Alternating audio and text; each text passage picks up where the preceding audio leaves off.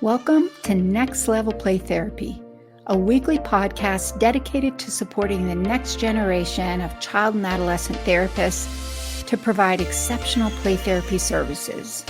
We'll explore all things play therapy to elevate your work with children and adolescents using the therapeutic powers of play. I'll discuss practical tips and ideas so you can provide a transformative experience for your young clients and make a real difference in their lives. So get ready to take your play therapy skills to the next level and make a lasting impact in the lives of children, adolescents, and families. Hey there, welcome to this week's episode of Next Level Play Therapy. Today, I'm going to talk about what's the difference between sand tray therapy and sand play therapy, and why does that matter?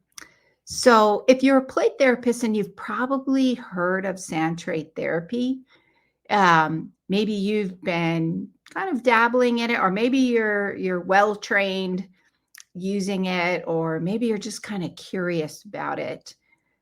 I think it's important to really understand the way in which you're referring to the work that you're doing, because it makes a difference in people's understanding of what you're doing. For example, as a play therapist, referring to myself as a play therapist means that I've been trained in a theoretical model to help my clients access the therapeutic powers of play within the context of a strong therapeutic relationship.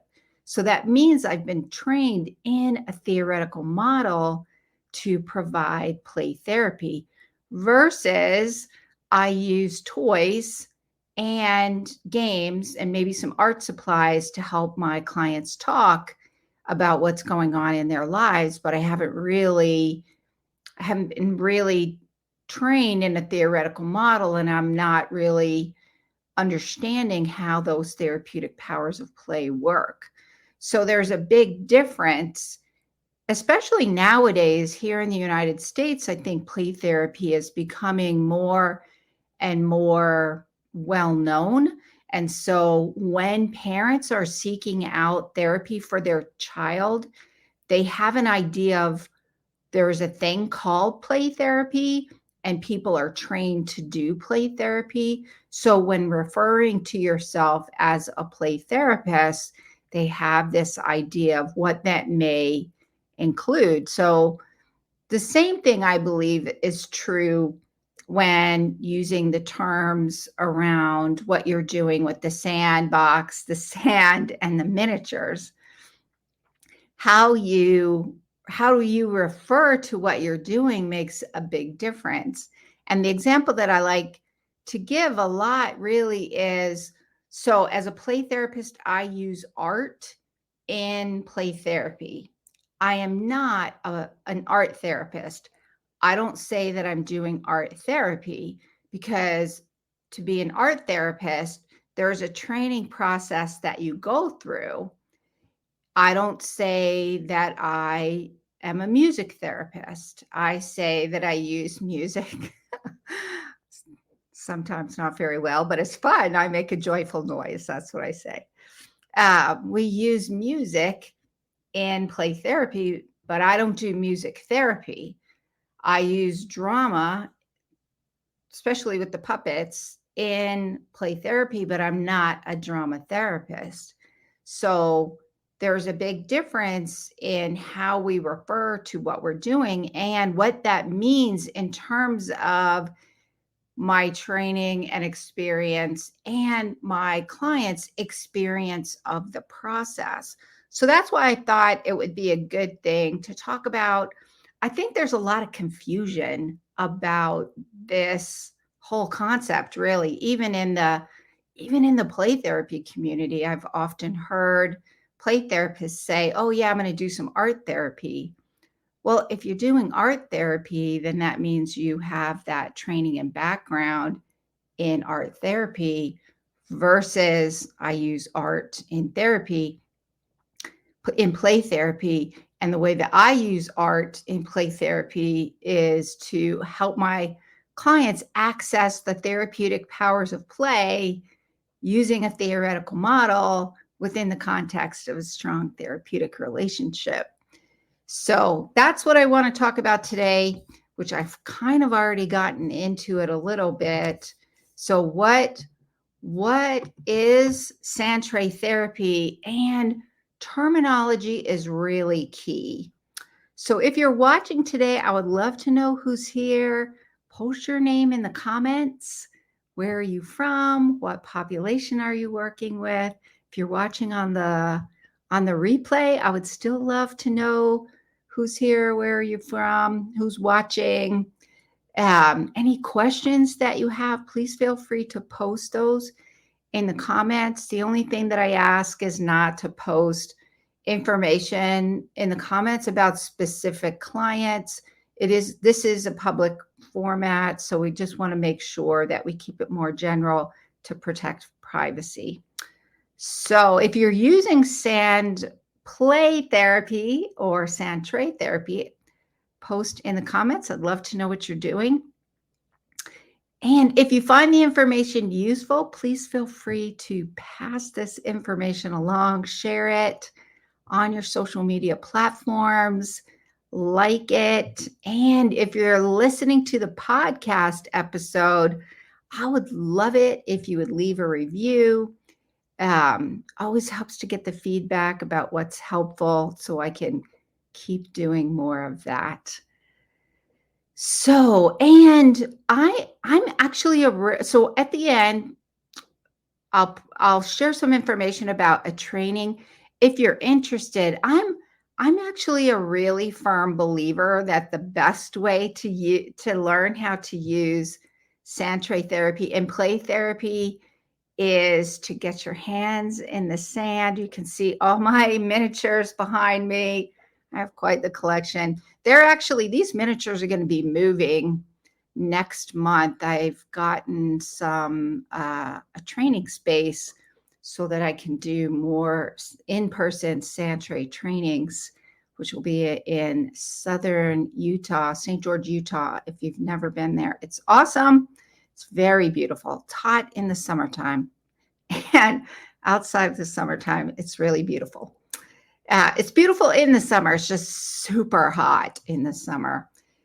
Anyways, so terminology is key, really, to help people understand what type of service you're providing when you say that you're using the sandbox, the sand, and miniatures.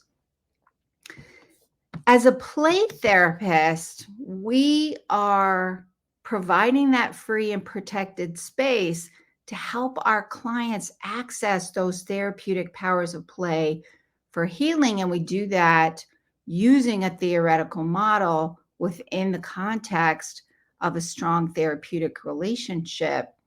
And so it's not just about pulling out toys and games. As a play therapist, there are specific things that we're doing. There's a theoretical model that we're using, and we're doing that to help children access the therapeutic powers of play.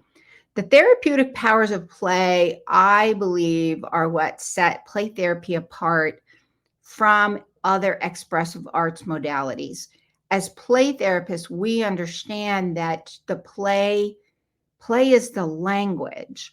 Just like adults use talking in their therapy sessions, that talking process using a theoretical model within the context of strong therapeutic relationship, that talking process is what helps clients, usually adult clients, move through that healing process. So play is the language. Play is the vehicle in which children heal. It's not just about using art supplies and games to get them to talk to you about what's going on in their lives. Using more of an adult model, it's understanding developmentally children use play for healing.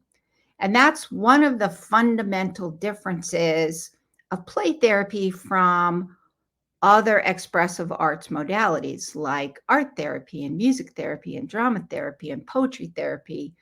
Play therapy accesses the therapeutic powers of play. So when you're talking about sand tray versus sand play, you're talking about for sand tray therapy, that has more to do with a play therapist. That's what we're doing, using the sand tray, the sand, and the miniatures. Using a play therapy theoretical model is sand tray therapy. Sand play therapy is based on the work of Dorokoff using a Jungian psychoanalytical model to facilitate that healing process. And so if you're talking about using sand play, then you're talking about more of that model that was developed by Dorokoff based on the work of Margaret Lowenfeld. So Dorokoff, a little nerdy history here. So originally, Margaret Lowenfeld is the one that created this technique to work with children using a sandbox sand and these little miniatures, figurines. And then she used more of a Freudian psychoanalytical model. And Dorokoff was working with Carl Jung at the time, and she had heard about what Margaret Lowenfeld was doing, and then went over there and got trained using Jungian psychoanalytic theory. And so that's really the roots of sand play.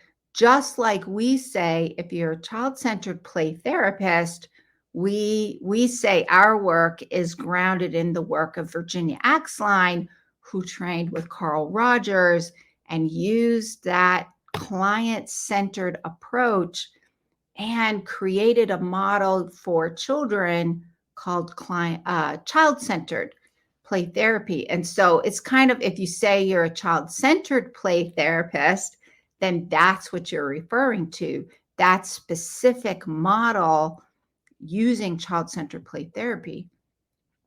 If you say that you're using sand play therapy, then you're referring to being trained in the model developed by Dorokoff.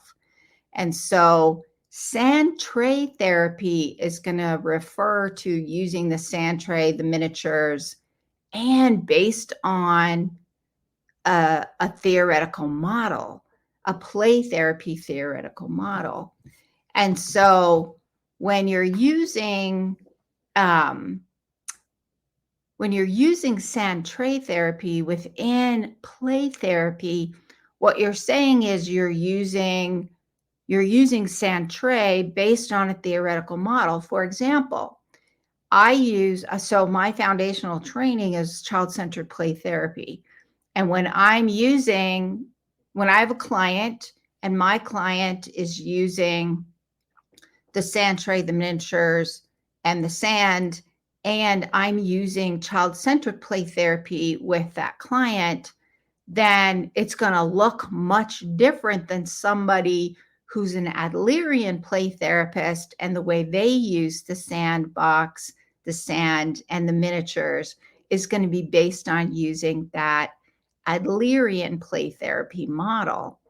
And this is a lot, to me, this is a lot of why it's important to get really good training, because when you're getting training for using the sandbox, the sand, and the miniatures, your training really is rooted in a theoretical model. And if we're play therapists and we want to use more of a play therapy model, then it's most likely going to be getting training on maybe Gestalt play therapy and Gestalt play therapy specifically with sand tray, or Adlerian play therapy specifically with the sand tray. Now, a lot of people, myself included, use more of an integrated model. The way that I was trained to use the miniatures is really more of Jungian, well, except for child-centered, the way that I was trained to use the sand tray process is really more of that Jungian informed, because the people that I got the training from all had their roots that way. And even then, integrating theoretical models. So a lot of times when I'm doing specifically sand tray training, like I have a training coming up, it's called Sand Tray in Play Therapy with Children and Adolescents.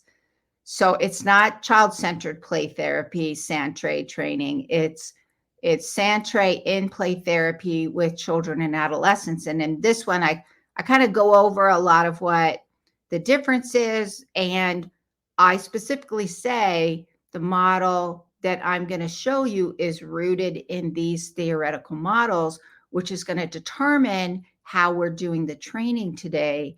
And then we get in.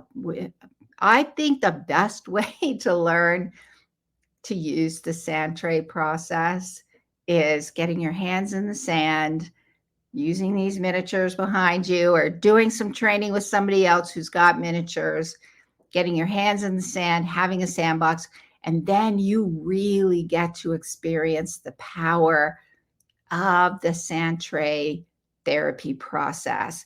And I've been doing the trainings, the sand tray trainings, for at least 10 years now. Probably trying to remember when I started. Probably about 10 years. And guaranteed, this is why I love doing the in-person ones and getting your hands in the sand, because everything I just said becomes more real. And you really understand the power of this process and what it kind of stirs up inside, which means you're going to hold that sand tray making process more effectively with your clients. And all of these things that I've been talking about today make more sense. And so and how do you hold that sand tray? How do you process that with clients?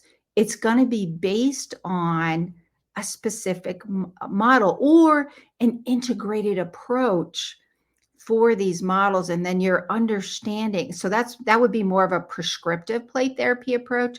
How are we integrating these specific theories to make them more coherent and therapeutic, especially when you're talking about something that's a projective modality, like expressive arts are a projective modality. We want to make sure that we're holding that unconscious content for our clients in a really safe and protected way.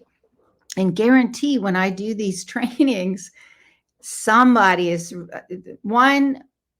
there's usually somebody crying. And when I did sand tray trainings way back early on, I got to the point where I just didn't even wear makeup when I went, because I knew I was going to be doing some crying, which was good. I kind of processed some things myself while also learning. But here to me is why it's important to understand that. And this is why they say that.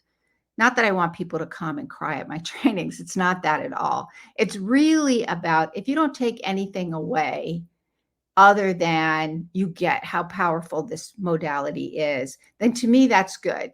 Because then the way in which you approach it is going to be more intentional. And you're going to be more effective creating that free and protected space. And so to me, that's one of the reasons I love doing the in person. I keep them really small because we do a lot of sand tray making, sand tray processing, and talking about sand trays so that you understand what model you're using and how that helps your clients access those therapeutic powers of play for healing. And I think that's a really important part of the process. So that is it for today. This one's kind of a short one, kind of getting down to some of the specifics. Let me do a recap, just kind of a review. Terminology. What is Sand-Tray therapy? Terminology is key. Sand-Tray, the way in which you, the words in which you use to describe what you're doing or explain what you're doing have meaning, because it helps people understand what modality you're using. And so that's really a foundational principle to understand for play therapists, is that this means that you're really being intentional about the way in which you're describing the work that you're doing, so that you're communicating more effectively the work that you're doing. And I would say this is really true now, especially here in the United States anyway. Parents have a much greater understanding. Different collateral professionals like pediatricians, school counselors, school personnel. I think there's much more of an awareness of what play therapy is. And so one of the things that we want to do is be really clear communicators on the type of services we're providing. And that means the terminology that we're using to explain what we're doing. For example, do you use art in play therapy, or are you a trained art therapist? Do you use music in play therapy, or you're a trained music therapist? Do you use Sand-Tray in play therapy, or do you use sand play? And so that really, one, I think it helps to keep us clear on what we're doing, but also helps to really help others understand what we're doing and the play therapy experience that we're providing for our young clients. And so the next thing is, in play therapy, we're using the Sand-Tray process to help children access those therapeutic powers of play. And so that's one of the fundamental differences, is helping children access the therapeutic powers of play using a theoretical model, because your theory drives your application. So your theory model is going to influence how your clients are accessing those therapeutic powers of play within the context of a really strong therapeutic relationship. And so that means, am I using child-centered play therapy when I'm using the Sand-Tray? Am I using Adlerian play therapy when I'm using the Sand-Tray? Am I using Gestalt play therapy, or Jungian play therapy, or CBT play therapy, or prescriptive play therapy? What theoretical model am I using to help my clients access the therapeutic powers of play using the Sand-Tray, the sand, and the miniatures? And then the final thing is really your approach to Sand-Tray is really going to be based on your theoretical model, which is kind of what I just went through. And that really explains to others. One, it helps you, guide you through the play therapy process, helps you understand how exactly are you using these tools, the tools being the sandbox, the sand, and the miniature. These are tools like any other tool in the play therapy room, in your playroom. And your model is going to influence how you're facilitating that change process using these tools to access the therapeutic powers of play, and how you're going to make sense of where they are in each stage of the change process. So all of those different models have specific stages of the play therapy process, and how are you going to make sense of what's going on in the Sand-Tray to help you understand where they are in the change process. And that's why getting good training and getting good consultation is really, really important, to help you ground the work that you're doing in a model that's going to help your clients experience that healing that you are hoping for them to experience. So that is it for today. So I want to just changing my banner here. If you're interested in the training that I have coming up, it's called Sand Tray in Play Therapy. I'm going to change my little, well, I'll have to fix that later. I was going to put my little banner up. So it's called Sand Tray in Play Therapy with Children and Adolescents. And it's an in-person training in St. George, Utah. And it's going to be in July. So middle of July. So that'll give you time to make arrangements if you need to. So we'll post some links in the comments in case you're interested in more. But it's a 2-day sand tray training using the sand tray miniatures, really teaching you some foundational kind of principles for using sand tray and play therapy. I like to get really practical. How do you process? Like, what do you say? What do you not say? What do you do? What do you not do? What are these? Like, why do you stand them up like I do in my miniature collection? Why are they standing up versus being in little bins? What's the practical way to do it? But also, what do you look for in the sand tray? How do you make sense of what they're doing? How are you identifying those themes? And then how are you holding those themes and that information through all the different stages of the change process? And what are some of the typical things that you can see that happen in the play therapy process using sand tray with children? What does that actually look like? So we'll do lots and lots of sand tray making, lots and lots of processing sand trays, making sense of them. How do you safely therapeutically hold those to create that free and protected space? If you're interested in the sand tray training, it's coming up in July. Pop over to my website, which is rhplaytherapytraining.com. Go to the courses page. Look for sand tray and play therapy with children and adolescents. Again, the website is Renewing Hearts Play Therapy Training. Go to the courses page. All righty. And I will see you next time. Bye for now.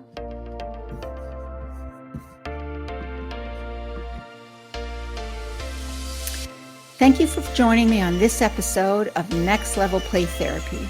I hope you found the discussion valuable and gained new insights and ideas to support your work helping children, adolescents, and families heal. If you enjoyed this episode, be sure to subscribe to the podcast and leave a review. Your feedback helps to improve and reach more people who can benefit from this information. Remember, play therapy is a powerful tool for healing and growth. Whether you're a new play therapist or experienced, I encourage you to continue your learning journey to unlock the potential of play in your own work and relationships. If you have any questions or topic suggestions for future episodes, I'd love to hear from you.